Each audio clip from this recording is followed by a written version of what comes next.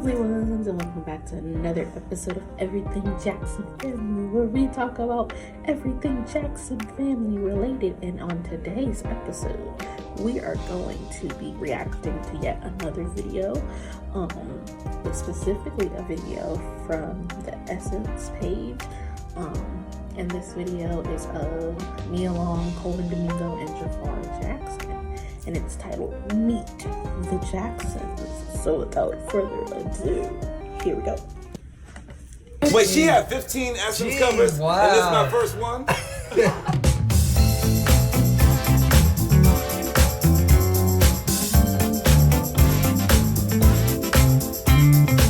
What's Michael Jackson's best album? Off the Wall. Oh, Jinx, yes, exactly. Good. Thriller. Yeah, that's good. Off the Wall too. I know. Off the Wall is like a banger after banger after banger. Yeah.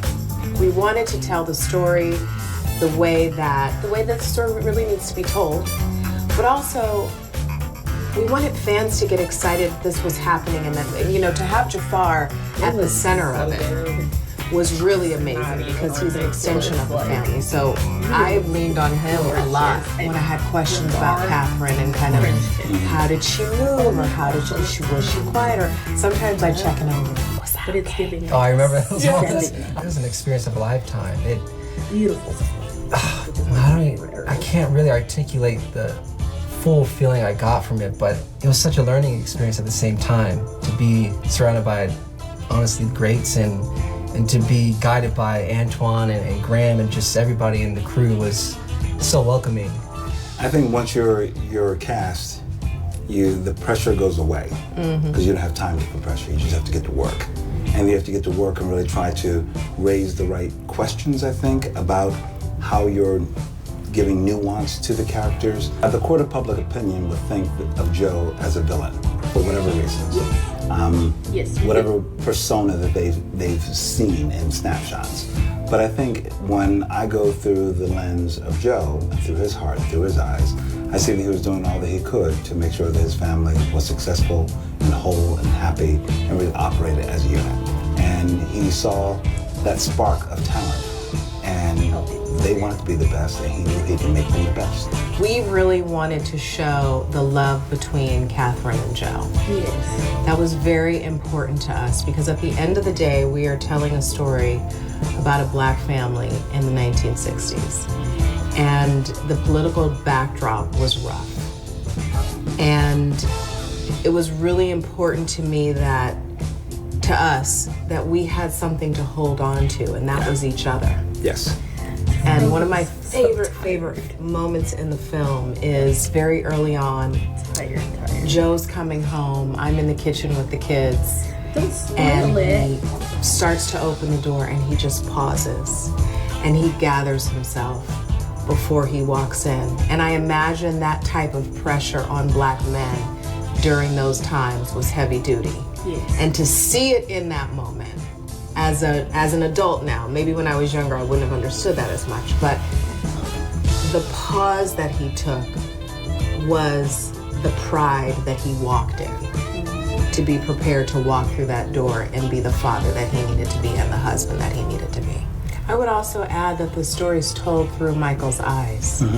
So even as an audience member watching the film, there's this excitement and this fire that you just I know, I'm excited. can't I help but can't wait to feeling do it. because you know you're inside a genius's mind and in his head, and you're watching his perspective on the world in front of him. We're so used to seeing him on stage and those iconic moments, but you really get a real personal look into, from his point of view, from Michael's point of view, through the creative process, like you said, about the family dynamics.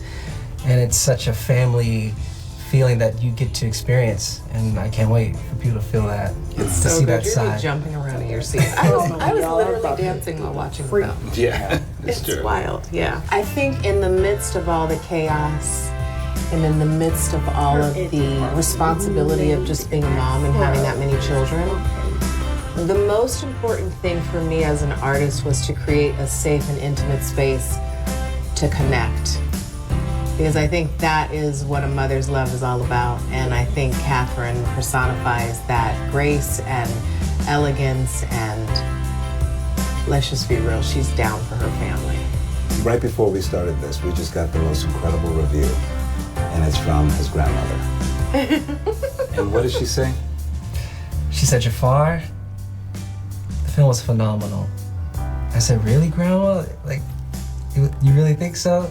She said, you were so good. Oh, You were so good. And I got very emotional, and I was just like almost like shaking a bit. And it was all I wanted to hear. And I told her, your opinion, your response means everything to me. That's all I needed. I don't need anything else. Period. That solidified everything. Period. All the hard work, everything paid off just from that reaction I got from her.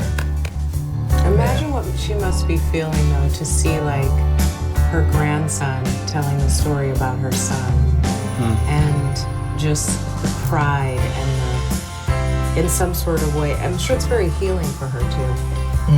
You know? Yeah, it was very reflective from when I was speaking to her, just hearing her, and also my other families that got to see it. It really was very reflective for them. It took them back to that time, and I can only imagine for them. And I wasn't even born during those years, but since we shot in those actual locations at Havenhurst, and So much nostalgia. yeah, so I know it's a lot to take in, you know, especially being a family member. But I know she's like, can I see it again? Coming to get her and take her to the movie. I was like, I'd love to see it with you. I'd like to see it with her too. I think it's awesome. Coleman, come on, you can make that That's happen. awesome. Yeah, I wanted to share that. Yeah. Oh, that's I love that. Yes, I love it.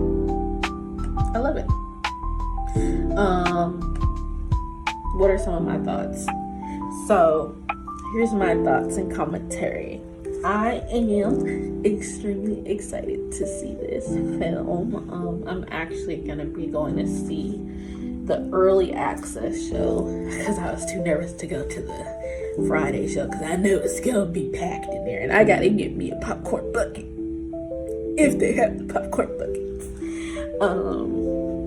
But yeah, it's just so refreshing to finally see this film come to fruition. I remember back in 2023, I had written an article when it was like first announced that the biopic was coming out. And 3 years later, we're finally getting to see it. And I know Jafar and Nia and Coleman's, and I think his name is Giuliano. Somebody correct me if I'm wrong, but the little boy that plays younger Michael, and the entire cast in general, I know like they put their all into this, so I'm excited to see it. And I just can't wait. The one thing I was scared about though is experiencing Michael mania.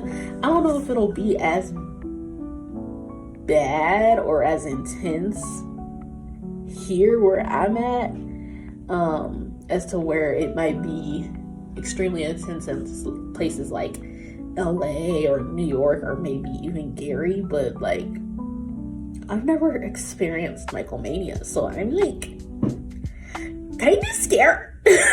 No cap. What else can I say about this? I think it's rewarding, or I hope it's rewarding for Jafar to hear those words from his grandma, because, you know, she gave life to the man that he's portraying, his uncle. And I know, like, I don't know for a fact, but I hope there wasn't like any moments of like doubt with anything with the film, like, oh, did I do a good job? I mean, we're all self-conscious of ourselves, so maybe there was, maybe there wasn't, and it's okay if there was. But I think just seeing like the teaser in the official trailer and stuff like that, like I know Jafar is going to kick ass and chew bubblegum and take names. And we're all out of bubblegum. And we ain't taking no names in here. So I know it's gonna be badass. And I'm excited to see it. But with that being said, I have a message for all of you guys. A little bit more of a serious message for you guys. As you guys know, some things have transpired on Twitter. Not with me, but I've heard it through the grapevine, no pun intended. But some things have transpired on Twitter where people are trying to protest this movie. And with that being said, I have started an initiative, more like an operation, and it's called Operation Pack the Theaters for Michael. So all you Moonwalkers, Jackson fans, make sure you guys share and comment and use the hashtag Operation Pack the Theater for Michael. And let's pack these theaters come the weekend of April 24th and beyond for this Michael movie. Let's show them how much we truly stand behind the King of Pop and the Jackson family. With that being said, thanks again for tuning in to another episode of Everything Jackson Family. This is your host, Everything Jackson, aka The Amazing Shar. And tune in next time, when it's next time, probably in the next 2 weeks, because your girl is busy. But tune in next time.